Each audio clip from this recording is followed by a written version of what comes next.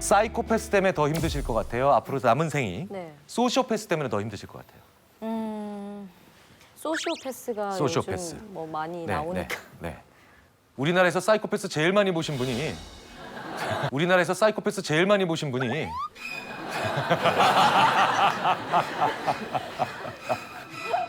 자, 사이코패스 진행하시는 프로그램 때 많이 보셨잖아요. 네. 소시오패스 많이 보시고. 네. 사이코패스가 더 무서우세요? 소시오패스가 더 무서우세요? 저는 소시오패스가 더 무섭습니다. 그렇죠. 네. 소시오패스가. 사실은 사이코패스는 더 무서워 보이긴 하지만 확률적으로 더 낮은 얘기죠. 근데 네. 소시오패스는 인구 100명당 4명 이상 나옵니다. 네. 더 높게 추정하는 사람도 있고요. 그렇기 때문에 지금까지 살아오시면서 소시오패스들은요, 반드시 만나보신 거예요. 그러면 대부분 이러세요. 나 소시오패스 만난 적 없는데? 나 그런 경우 별로 없었어. 자, 그러면요. 제가 이렇게 소시오패스의 가장 중요한 정의 중에 하나를 말씀을 드리면 이제 나는 지금까지 살아오면서 소시오패스를 한 번도 만난 적이 없고 앞으로도 소시오패스를 만날 일이 없다라고 자신 있게 말씀하실 수 있는 분들 거의 안 계실 거예요. 제가 방금 전에 뭐라고 말씀드렸죠? 정말 가깝고 좋은 사람들이 되기 위해서 우리는 특별한 용건이나 목적이 없어도 대화를 해야 됩니다. 라고 말씀을 드렸죠. 소시오패스가 제일 싫어하는 사람들이 용건 없는데도 말 거는 것들이에요. 왜? 나는 용건이 있어야만 대화를 하거든요. 소시오패스의 가장 중요한 특징 중에 하나가 바로 뭐냐면요. 내가 필요할 때만 나한테 잘해주는 사람이에요. 너무 많은데 그런 주변에. 그리고 내가 필요 없어지면 나한테 다시 굉장히 차갑게 돌변하는 사람이죠. 그러면 갑자기 내 주위에 수많은 사람들이 소시오패스로 돌변을 합니다. 물론 여기에는 또 다른 중요한 특징들이 있죠. 사람을 이용한다는 거. 그러니까 사람을 도구로 생각한다는 거. 그 외에 여러 가지 또 중요한 몇 가지가 더 있는데 하지만 어쨌든 소시오패스의 가장 중요한 특징 중에 하나는 내가 필요할 때만 나한테 잘하고 내가 필요 없어지면 나를 버리는 사람입니다. 그러니까 굉장히 많은 소시오패스들 우리는 경험했고 실제로 굉장히 가까운 사람으로도 둬본 적이 있다는 거죠. 그리고 앞으로도 우리는 소시오패스들을 결국 만날 수밖에 없습니다. 자, 그러면 이 소시오패스는 어떻게 하면 될까요? 안 만나는 게 상책이에요. 근데 소시오패스들은 대부분의 연구들을 보면 머리가 좋아요. 그래서 자기의 소시오패스적 성격을 잘 드러내지 않습니다. 그래서 저희 심리학자들 중에 상당수가 어떻게 하면 소시오패스들도 숨길 수 없는 그 사람의 본능적 특징들을 우리가 순간적으로 잡아낼 수 있을까? 그런 걸 연구하기 시작했죠. 무슨 얘기냐? 짧은 시간에 벌어지는 일, 즉 습관적인 반응을 보면 된다는 거죠. 이런 상황이 있어요.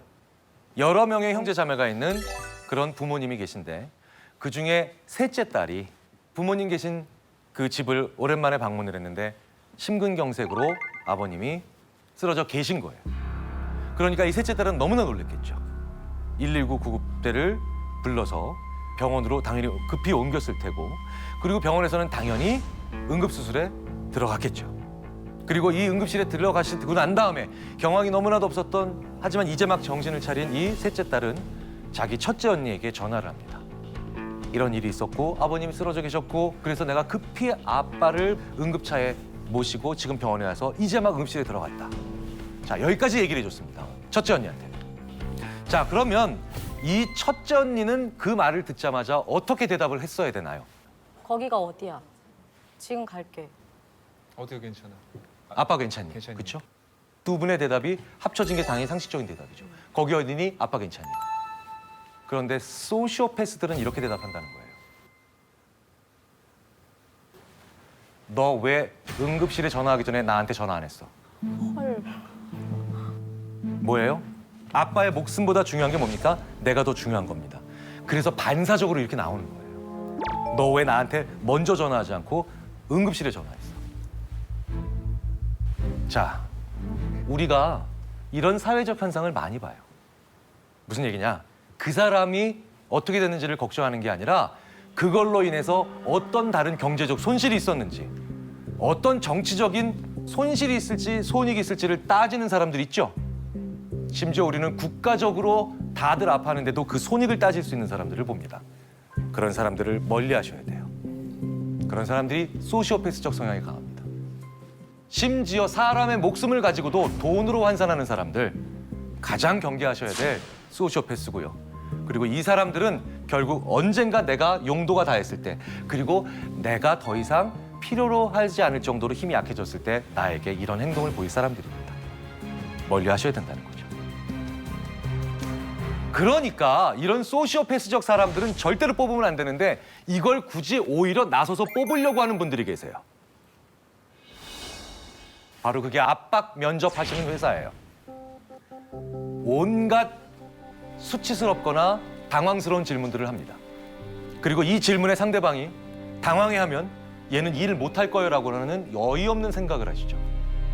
이런 당황스러운 질문에 오히려 당황하지 않고 자기 자신을 잘 속이고 무언가를 도구적으로 사용하며 정서적으로 반응하지 않는 내가 이 면접을 통과해야 되겠다라는 생각만으로 감정이 메마른 무서운 사람들은 내가 내 회사에 스스로 불러들이는 그런 일들을 하실 수도 있는 겁니다. 재밌는 건 이런 수많은 거꾸로 하는 것들, 착각하고 있는 것들은 정말 다른 데도 많습니다. 바로 통제의 착각, 컨트롤의 착각입니다. 제가 전형적인 40대 남성이죠. 40대 남성인데 이렇게 길을 가고 있어요. 프랑스 파리에서 길을 걷고 있는 전형적인 프랑스 남자인데요. 그런데 저한테 한 20대 초반 정도로 보이는 어떤 아가씨가 약간은 다급한 얼굴로 저한테 와서 아저씨 저 좀 도와주세요. 저쪽에 좀 불량스러워 보이는 세 사람이 내 휴대전화를 잠깐 보자고 했는데 장난치면서 안 돌려줍니다. 가서 젊은 친구들한테 좀 그러지 말라고 얘기 좀 해주세요. 이게 아주 위험한 상황은 아닌 것 같지만 저 친구들이 좀 쉬운 말로 이런 거죠. 껄렁껄렁대는 친구라서 그를 지나가는 자기 또래의 여자인 나에게 좀 지금 이 상황에서 약간 무례한 행동을 합니다. 요 정도의 톤이에요. 이런 식으로 얘기해주면서 도와달라고 합니다. 자, 김상준 씨께서는 도와주시겠습니까? 도와줘야지. 그렇죠. 근데 그 상황이 한국이죠? 프랑스라는 게 중요합니다. 프랑스. 네. 아, 좀 생각을 해봐야겠네. 어쨌든 도와주겠다는 사람들도 있고 안 도와주겠다는 사람들도 있죠. 자, 이런 차이가 그런데 의외로 그 사람의 성품에 의해서만, 가치관에 의해서만 결정나는 게 아니라는 거예요. 중년 남성이 아까 자기를 좀 도와달라고 하는 그 여성을 만나기 직전에 또 다른 여성에게 이런 질문을 길거리에서 받습니다. 저 아저씨, 발렌타인가로 가려면 어떻게 가야 되나요? 아, 발렌타인가요? 자, 이쪽으로 가시면 됩니다. 자, 그런데 또 다른 어떤 아저씨들은요, 그 도움을 달라고 하는 그 여성을 만나기 전에 이렇게 길을 물어봅니다. 저 아저씨, 그 마틴가로 가려면 어떻게 가야 되나요? 아, 마틴가요? 저렇게 가면 됩니다. 결과부터 먼저 말씀드릴게요. 발렌타인가로 가려면 어떻게 해야 되나요? 라는 질문을 받은 사람들이 더 많이 도와줍니다. 이후에 만난 약간 곤경에 처한 여성을. 그리고 마틴가가 어디예요? 라는 질문을 받아서 설명해 준 아저씨들은 도와주는 확률이 상당히 줄어들더라는 거예요. 도대체 발렌타인가와 마틴가가 도대체 무슨 차이냐? 자, 구글 이미지 검색을 해보면 그대로 알 수가 있습니다.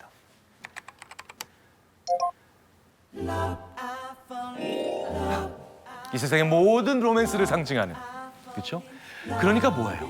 발렌타인이란 말을 듣자마자 그 얘기를 입에 담고 얘기하는 것만으로도 사람들은 뭔가 로맨스에 관련된, 이성과 관련된 조금 더 낭만적으로 변하더라는 겁니다. 자, 그런데 이 연구자들이 왜 마틴이라는 거리를 물어보게 만들었느냐? 야, 저도 이미지 검색해보고 깜짝 놀랐습니다. 이런 모습이 나오더라고요. 아유, 그러니 훨씬 더 뭡니까? 그냥 배 나온 아저씨처럼 변한 겁니다. 조금 더 낭만적으로 변한, 그리고 조금 더 아저씨처럼 변한 이 모습에서 사람들의 도움 행동의 차이가 많이 난다는 거죠. 이 단순한 차이들이 벌써 선택에 큰, 혹은 행동에 큰 영향을 만들어낸다는 건 마찬가지로 뭡니까? 우리가 직전에 어떤 상황이 있느냐, 특히 자아와 관련해서 어떤 상황에 있었는가가 굉장히 중요합니다. 너한테 사진 찍어보라 그러고 너희 가족 사진을 찍어보내라 그럴 때 사람이 얼마나 바뀌는지 한번 보여드릴게요. 이 어쩌다 어른 프로그램 정민식 PD라고 있습니다. 네. 이 정민식 PD한테 딸이 굉장히 아끼는 딸이 있습니다. 그러니까 자기와 딸을 찍어서 보낸 거죠. 그러니까 우리가 돼서 보낸 겁니다.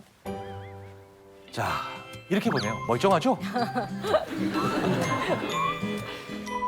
제가 5분 후에 정 PD, 당신 찍어서 보내봐.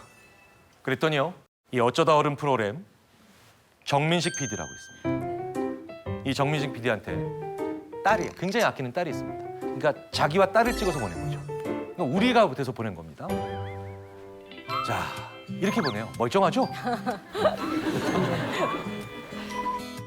제가 5분 후에 정 PD, 당신 찍어서 보내봐. 그랬더니요, 이렇게 돌변합니다.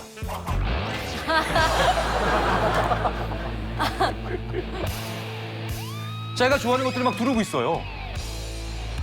무언가 좀 더 위험해 보여도 더 뭡니까? 개성 있고 나한테 좋아하는 것들을 표현하고 싶어 하죠.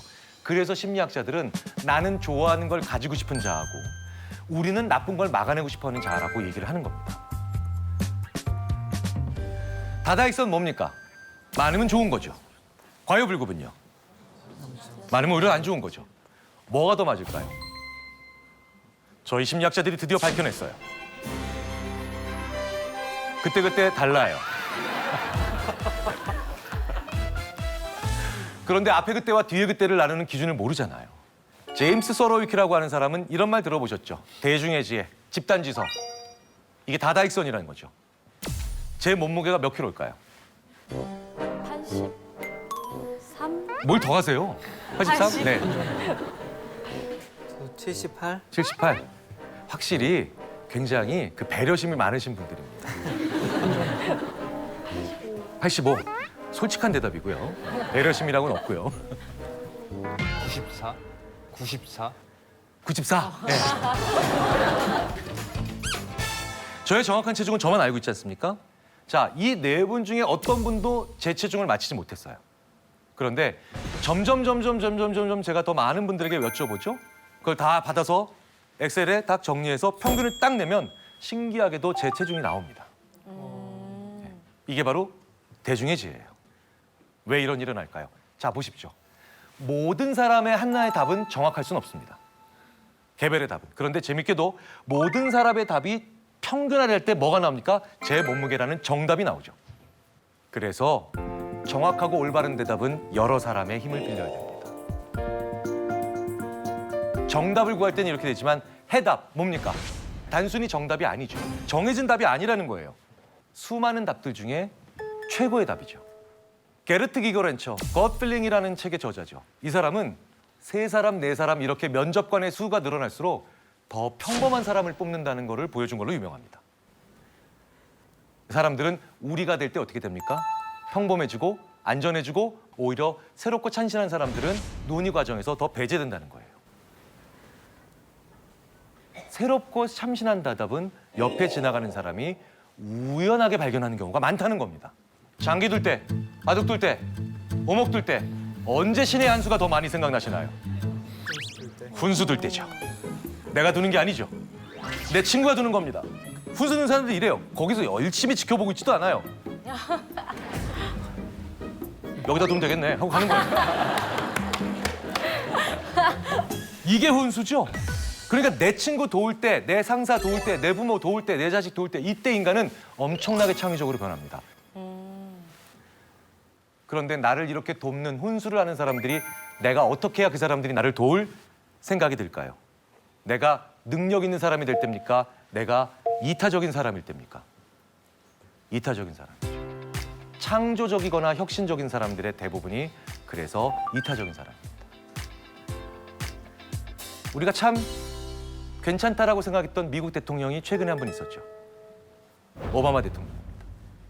오바마 대통령은 그래서 실제로 중학생들도 알아듣는 연설을 점잖게 했다고 하죠. 물론 중학생보다 더 어린 사람들도 알아들을 수 있는 말을 하면 되지 않겠니? 그런 사람이 하나 있긴 있었습니다. 초등학교 2학년도 알아들을 수 있는 말에 연설을 한다고 해서 대통령이 된 사람도 있죠.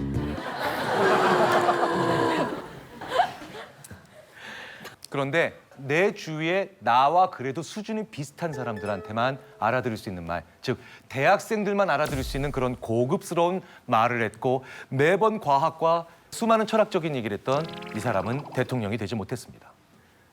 나보다 어린 사람에게 도움받을 때, 나보다 아직 능력이 부족한 사람한테 무언가 조언을 구할 수 있고 그 사람들이 알아들을 수 있는 말을 할 때 인간은 제일 지혜로워집니다. 존경하는 사람은 필요합니다. 롤모델도 필요하죠. 그런데 그게 그 사람과 동일한 모습을 가져야 된다고 생각하는 건 우리의 큰 착각이라는 거예요. 그래서 우리는요, 마지막으로 중요한 착각 중에 하나가 바로 남 따라하는 착각이에요. 유사성의 오류라는 겁니다. 이건 영화에서 종종 자주 등장하는 소재이기도 합니다. 어떤 여자분이 자기가 너무 좋아하는 동성인 다른 여자 동창이 있는데 그 동창이 너무 좋아서 같은 옷을 입고 다녀요. 같은 헤어스타일을 하고 같은 매니큐어 색깔을 하게 됩니다. 내가 어떤 사람을 존경하고 그 사람을 닮아야 된다라는 착각을 정말 많이 한다는 거죠. 히로시마에 가면 무인 호텔이 하나 있어요. 헨나 호텔이라고 합니다. 저 무인 호텔에 가면 데스크에 프론트죠. 프론트에 3가지 로봇이 있다고 합니다. 첫 번째 로봇은요, 우리가 잘 알고 있는 그냥 로봇. 그 다음에 사람처럼 생긴 로봇. 이거 사람 아니에요. 사람이랑 굉장히 비슷하게 그 움직임도, 안면 움직임도 보여주는 그런 로봇입니다. 3번째, 좀 엉뚱하죠. 공룡 로봇이에요. 공룡 로봇. 사람들이 체크인을 어떤 로봇에게 제일 많이 하는가를 본 거예요.